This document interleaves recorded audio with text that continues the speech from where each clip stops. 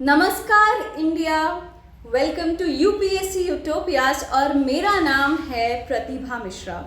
आज की वीडियो बहुत ही खास होने वाली है क्योंकि आज हम कुछ डार्केस्ट आवर्स की बात करने वाले हैं 42nd अमेंडमेंट भारत के इतिहास में। और ये कहानी है एक इमरजेंसी के लागू होने के समय की। इसे सुनते हैं हम एक कहानी के तौर पर, अनइक्वल अपॉर्चुनिटी। और मैं आपको एक चीज़ बता दूं, ये एक फिक्शनल स्टोरी है, ठीक है? तो इस पर आप इसको बहुत इजीली समझ पाएंगे।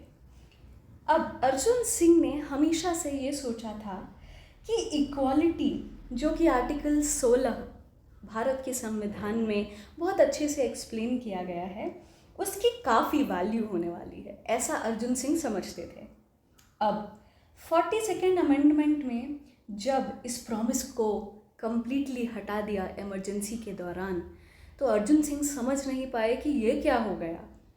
और पावर, जॉब्स पब्लिक सेक्टर में, ठीक है, बिल्कुल भी मेरिट के बेसिस पर नहीं दिए जा रहे थे।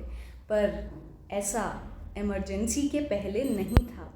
मेरिट के बेसिस पर आर्टिकल 16 को ध्यान में रखते हुए प्राइवेट सेक्टर में बहुत अच्छे तरीके से जॉब्स दिए जा रहे थे और काफ़ी नंबर्स थे वैकेंसीज़ की। यहाँ पे बात वैकेंसीज़ की हो रही है, अपॉर्चुनिटी ऑफ एम्प्लॉयमेंट की हो रही है।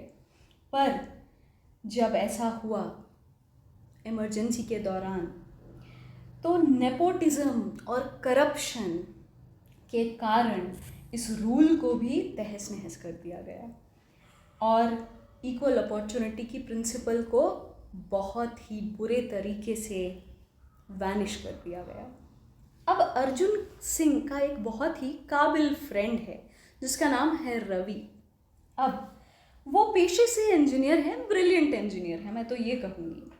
उन्होंने एक गवर्नमेंट जॉब के लिए अप्लाई किया, जैसे हम सब गवर्नमेंट एग्ज़ाम की तैयारी कर रहे हैं यहाँ पर यूपीएससी की। इन्होंने भी एग्ज़ाम की तैयारी की। पर हुआ क्या?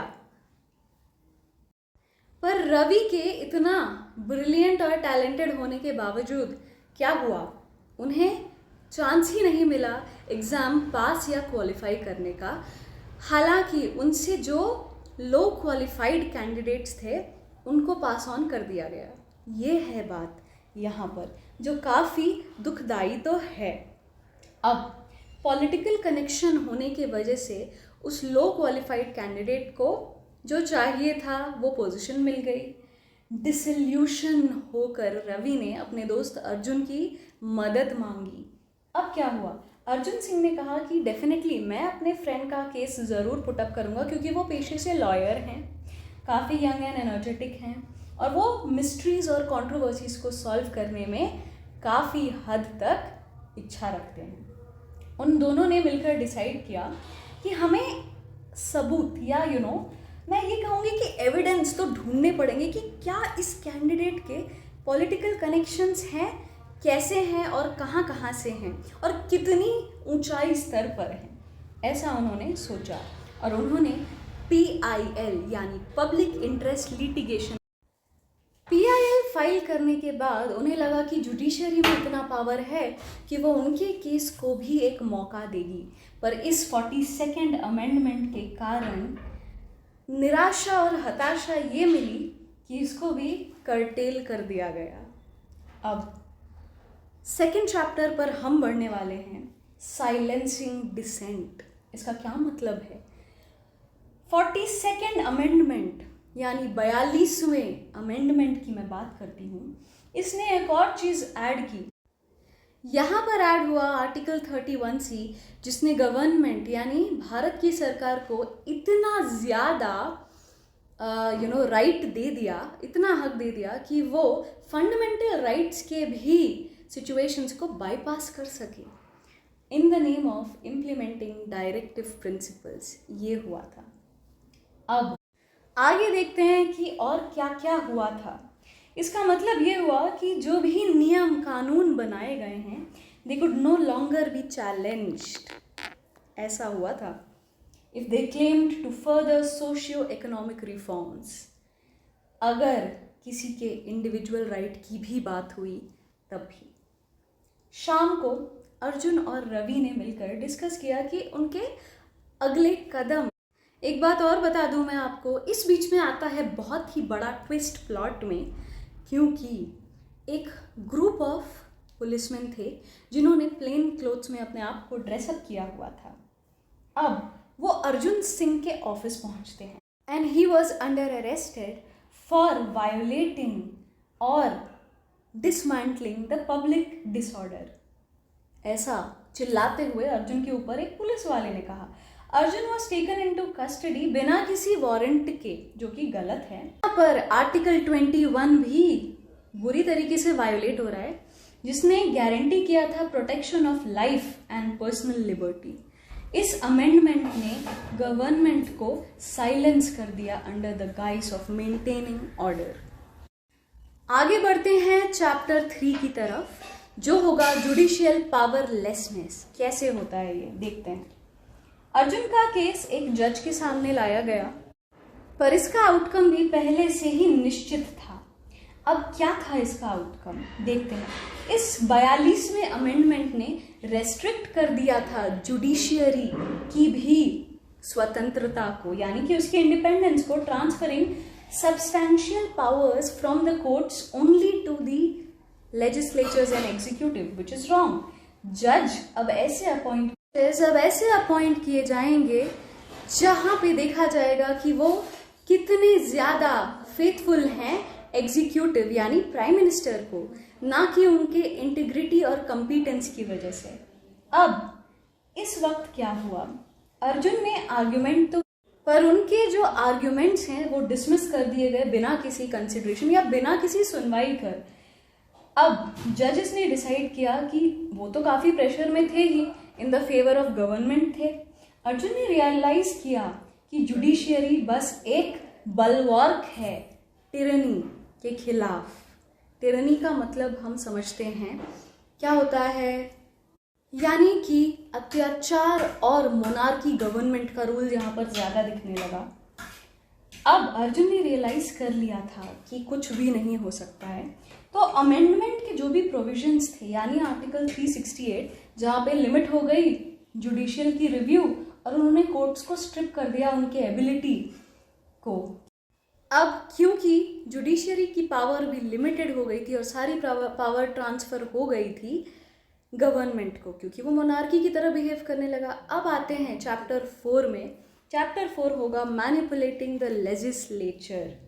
42nd अमेंडमेंट ने अपना टेन्यूर ऑफ पार्लियामेंट भी काफ़ी बढ़ा दिया, फ्रॉम 5 to 6 years कर दिया। 5 साल तक की सरकार होती है, पर ये 6 साल तक की हो गई, जिसने रूलिंग पार्टी को एक एक्स्ट्रा ग्रिप दिया उनके पावर पर। इस मैनिपुलेशन ऑफ डेमोक्रेटिक प्रोसेस में क्या हुआ, गवर्नमेंट ने कुछ इम्प्लीमेंट किया एजेंडाज जिसने उसे इमीडिएट थ्रेट नहीं पहुंचाया और ना ही इलेक्शंस अकाउंटेबिलिटी कोई थ्रेट पहुंचे। अर्जुन एक पॉलिटिकल प्रिजनर बन गए, जबकि ऐसा था नहीं। और उन्होंने क्या क्या नहीं विटनेस किया। उन्होंने विटनेस किया कि कैसे लेजिस्लेटिव असेंबली एक लॉयलिस्ट की तरह पैक है, जो कि सिर्फ और सिर्फ गवर्नमेंट के अधीन है, रबर स्टैम्प हैं गवर्नमेंट या एग्जीक्यूटिव के डिसीजंस को लेकर। जेन्युइन डिबेट और डिसेंट सब कुछ बंद हो चुका था, और पार्लियामेंट के टेन्यूर की जो एक्सटेंशन थी उसने डेमोक्रेटिक नॉर्म्स को पूरी तरह से इरोड कर दिया था। आगे जो सबसे बड़ा चैप्टर होने वाला है, या जो सबसे ज़्यादा इम्पॉर्टेंट है, वो है एनवायरनमेंट पर क्या असर पड़ा, आसपास के नेशन पर क्या असर पड़ता है यहाँ पर। तो अमेंडमेंट ने क्या इंट्रोड्यूस किया, इसने न्यू डायरेक्टिव प्रिंसिपल्स तो इंट्रोड्यूस किए ही, जो एनवायरनमेंट के प्रोटेक्शन और सोशल जस्टिस को फोकस करेगा, ऐसा डायरेक्टिव प्रिंसिपल्स कहते हैं। हाउएवर ये प्रिंसिपल भी सिर्फ एक छोटी सी ये रूल भी एनवायरनमेंट के अगेंस्ट हो गया, क्योंकि यहाँ पर भी ज़मीन को बेचने बिना किसी की मर्जी के, जो उसका ओनर है, और हथियाने के काम आ गई, जो कि सिर्फ सरकार कर रही थी। रवि ने क्या ऑर्गेनाइज किया, उन्होंने एक अंडरग्राउंड एक्टिविस्ट ग्रुप के साथ काम करना शुरू किया और कुछ स्कीम्स को अनकवर किए जहां पर जो ट्राइबल्स के लैंड्स थे वो भी इंडस्ट्रियल प्रोजेक्ट्स में यूज होने लगे सिर्फ गवर्नमेंट के लिए। और गवर्नमेंट ने क्लेम किया कि ये जो भी एक्शंस हैं ये डायरेक्टिव प्रिंसिपल्स के अलाइंड हैं। ये ऐसा सिर्फ उस वक्त हुआ था, इमरजेंसी के वक्त, कि सारे रूल्स चेंज होने लगे। बट रियलिटी में ये सिर्फ और सिर्फ पावरफुल इंडस्ट्रियलिस्ट के इंटरेस्ट को सर्व करने के लिए था, उन बिजनेसमैन को सर्व करने के लिए था। अर्जुन ने अपने प्रिजन सेल में होकर, वो जेल में थे, फिर भी उन्होंने अपने फ्रेंड की हेल्प की, रवि की, और उन्होंने डॉक्यूमेंट किए इन सारे अब्यूजेस को, जब कि अमेंडमेंट ऐसा कुछ भी प्रोवाइड नहीं करता है। और वो चाहते थे कि जुडिशियल स्क्रूटिनी, वो चाहते थे कि जुडिशियरी कभी तो इस पर ध्यान दे, बट यहाँ पर तो जुडिशियली ही स्क्रूटिनाइज्ड हो गई थी, तो ऐसा हो ही नहीं सकता था। अब एक और चैप्टर की बात करेंगे, द फाइट फॉर फ्रीडम, स्वतंत्रता की लड़ाई इमरजेंसी के खिलाफ। कितना भी ओवरवेलमिंग ऑड क्यों ना आ गया हो गवर्नमेंट के रूल्स और डायरेक्टिव प्रिंसिपल्स में या कॉन्स्टिट्यूशन के राइट्स में, अर्जुन और रवि ने ठान ली थी कि हम कुछ भी हो जाए इस केसेस को नहीं छोड़ेंगे और कि हम हार नहीं मानेंगे और हम इतनी जल्दी गिव अप नहीं करेंगे। उन्होंने मैनेज किया एविडेंसेस को, सबूतों को इकट्ठा करने की, गवर्नमेंट के जो भी अब्यूज, उन्होंने सबूतों को इकट्ठा करना शुरू कर दिया जो कि गवर्नमेंट के खिलाफ था। ओके, उस समय गवर्नमेंट अब्यूज करता है इन चीज़ों को, पर फिर भी उन्होंने इकट्ठा करने शुरू कर दिए गवर्नमेंट के अत्याचारों के खिलाफ जो भी सबूत मिले। और वो चाहते थे कि हम इंटरनेशनल ह्यूमन राइट्स ऑर्गेनाइजेशन को ये प्रेजेंट करते हैं। ग्लोबल आउटक्राई और इंक्रीजिंग डोमेस्टिक अनरेस्ट ने फोर्स किया था इस रिजाइम को होने के लिए कि उन्हें इंटरनेशनल स्टेप लेना पड़ा। अब टाइड या फिर इस लहर की शुरुआत और आगे क्या हुई, जब सुप्रीम कोर्ट ने एम्बोल्ड किया public demand for justice, it started to push back. Supreme court भी पुश बैक करने लगा। 44th अमेंडमेंट ने पास किया कि जब इमरजेंसी लिफ्ट हुई, ठीक है, जब इमरजेंसी हट गई, सारे जुडिशियली पावर्स, ओके, सारे जुडिशियरी पावर्स और पहले की तरह रीअफर्म हो गए under the protection of fundamental rights. ठीक है, तो ऐसा हुआ। अब एक नए सुबह की शुरुआत हुई, जो हमारा लास्ट चैप्टर कहूँ या फिर एक खुशी की खबर कहूँ मैं इसे। अब ये जो भी स्ट्रगल था टू अंडू द डैमेज, जिसने आर्टिकल 42 के थ्रू काफ़ी डैमेज किया फंडामेंटल राइट्स का, अल्टीमेटली सक्सीड हुआ इमरजेंसी या आपातकालीन सिचुएशन के दौरान। पर जो 44th अमेंडमेंट है, इसने कोशिश की कि उन सारे जितने भी नुकसान हुए थे उसको किसी तरह कवर अप किया जाए और बैलेंस जो है जुडिशियरी के पास ही रहे। ऐसा 44th अमेंडमेंट ने कोशिश की। और सुप्रीम कोर्ट ने जब पुश बैक कर दिया चीज़ें, फिर सुप्रीम कोर्ट को लगा कि नहीं, जो हो रहा है गलत हो रहा है। आखिरकार सुप्रीम कोर्ट को लगा कि चीज़ें गलत हो रही है और जो भी फंडामेंटल राइट्स, एनवायरनमेंट या किसी भी इंडिविजुअल के अधिकार को या फिर उन्हें उनके प्रोटेक्शन के लिए दी जानी चाहिए थी, उनकी डिग्निटी को रिस्टोर करने के लिए ये 44th अमेंडमेंट सुप्रीम कोर्ट को आखिरकार लाना ही पड़ा। यस, तो ये थी स्टोरी दो बहादुर यंग इंडिविजुअल्स की, जो कि आम नागरिक होते हुए भी उन्होंने लड़ाई नहीं छोड़ी अपने हक के लिए, क्योंकि चीज़ें गलत हो रही थी, संविधान के खिलाफ हो रही थी। तो उनके कमिटमेंट ने एक्चुअली ये स्पार्क किया, इस रिफॉर्मेशन को स्पार्क किया और उनके स्ट्रगल को देखते हुए चीज़ें ठीक भी हुई। अब एक चीज़ और मैं यहाँ पर बता दूँ कि इन्होंने जस्टिस और फ्रीडम के खिलाफ ये लड़ाई लड़ी थी। ऐसा नहीं है कि सरकार को पहले से ही डिसमेंटल करना चाहते थे या सरकार गिराने के लिए ये लड़ाई कर रहे थे। It's nothing related to that. ये सिर्फ इंडिविजुअल के प्रोटेक्शन ऑफ राइट्स की लड़ाई थी, जो कि सिर्फ इमरजेंसी में चेंज हुई थी। डार्केस्ट आवर में होते हुए भी, इमरजेंसी के आवर में होते हुए भी इन्होंने डेमोक्रेसी की स्पिरिट को नहीं तोड़ी और ये चाहते थे कि डेमोक्रेसी का जो स्पिरिट है वो ऐसे ही बना रहे आगे भी।